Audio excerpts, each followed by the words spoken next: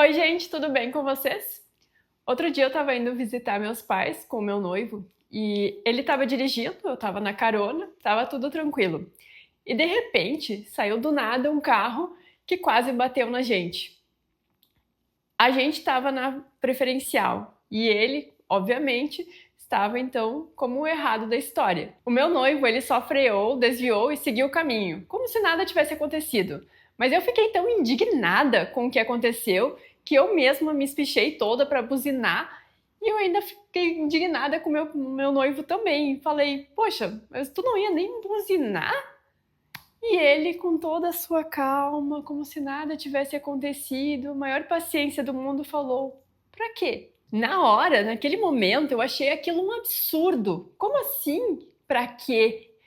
Mas depois, conforme eu fui começando a refletir um pouco mais, eu percebi que ele estava certo e eu acabei exagerando um pouco. E talvez tu também conheça alguém assim, que parece imune ao caos. Pode estar tudo desmoronando, tudo acontecendo ao redor e a pessoa tá ali tranquila, na paz, na serenidade. E às vezes parece que a pessoa fez um super treinamento, tipo, ela fez um treinamento de monge budista, assim, para sempre parecer daquela tranquilidade, parecer que está super bem com a vida sempre, que nada abala. Mas a verdade é que tu também pode reagir a todas as coisas que acontecem contigo dessa forma. E não, tu não precisa de um treinamento tipo um monge budista para reagir com esse tipo de comportamento. Vamos usar como exemplo a própria história que eu acabei de contar. Na hora, a minha vontade foi de buzinar, de reclamar e de até mandar aquela pessoa para aquele lugar mesmo. Mas depois que passou aquele momento que eu me acalmei, eu pude pensar melhor e eu vi que aquela saída que eu acabei tomando era a pior das opções que eu tive ali naquele momento. Era como se eu estivesse tocando gasolina no fogo. E não é dessa forma que a gente vai conseguir apagar com incêndio. E isso está muito ligado com a raiva. O que é a raiva? É a gente tentando tocar fogo na gente mesmo e achando que o outro vai sentir alguma coisa com isso. Mas aquela pessoa que cortou a nossa frente, ela seguiu com a vida dela. Para ela estava tudo certo. Enquanto isso, eu estava ali no carro, indignada, fervendo de raiva com o que tinha acontecido. A real é que o problema não é o que acontece, é como tu responde ao que acontece.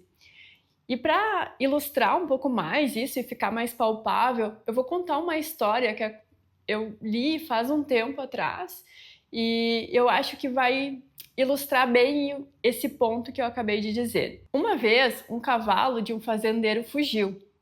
E aí os vizinhos vieram conversar com ele e falaram: "Nossa, que tragédia!" E o fazendeiro respondeu: "Talvez."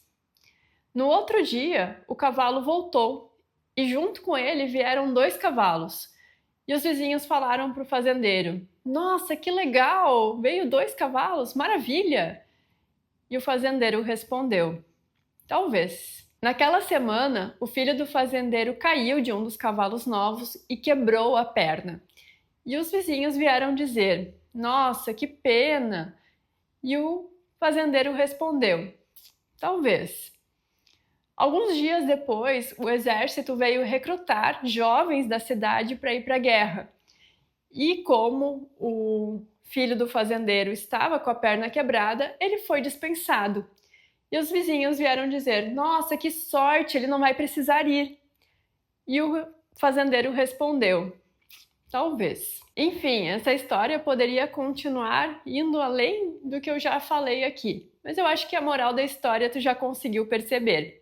As coisas não necessariamente são boas ou ruins, elas só acontecem, elas são como são. Quem dá o significado, quem vai dizer se essa coisa é boa, se essa coisa é ruim, é tu. Quando alguém te xinga, tu pode escolher ficar brabo ou simplesmente pensar: acho que alguém acordou com o pé virado hoje. As palavras só vão ter poder se tu permitir. É como se alguém te entregasse um saco de lixo.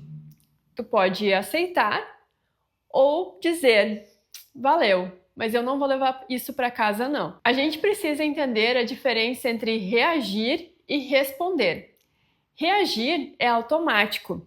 É alguém te provocando, falando alguma coisa que tu não gostou e tu respondendo quase que imediatamente, quase no automático. Responder é diferente. É parar, é respirar, é se perguntar e refletir: isso realmente merece a minha energia? Na maioria das vezes, a resposta vai ser não. Outro truque que eu acho muito bom é se perguntar: isso aqui vai ser importante daqui a 3 dias? Daqui a 3 meses? Daqui a 3 anos?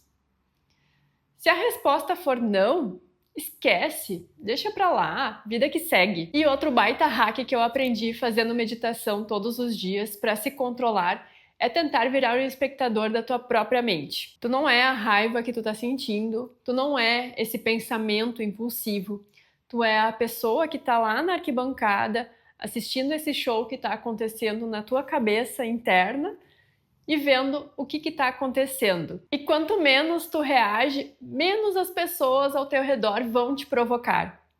Pensa nisso numa próxima vez que tu estiver numa dessas situações. Ao invés de entrar na onda da provocação, dá um sorrisinho discreto e pensa: essa é só mais uma provinha que eu posso controlar a minha mente e eu vou tirar 10 nisso. E vai lá, vive a tua vida, curte ela e faz isso com paz. Não porque o mundo é calmo, mas porque tu aprendeu a ser. E falando em controle da mente, se tu quer te tornar uma pessoa antifrágil, que não desanima na primeira dificuldade que aparece pela frente, tu precisa assistir esse vídeo que vai aparecer aqui do lado. Nele eu falo sobre os hábitos que fortalecem a tua mente e como desenvolver uma mentalidade que se mantém firme mesmo quando tudo ao teu redor está desabando. É uma ótima continuação para esse vídeo aqui. Um grande abraço, tenha um excelente dia e a gente se vê no próximo vídeo. Valeu!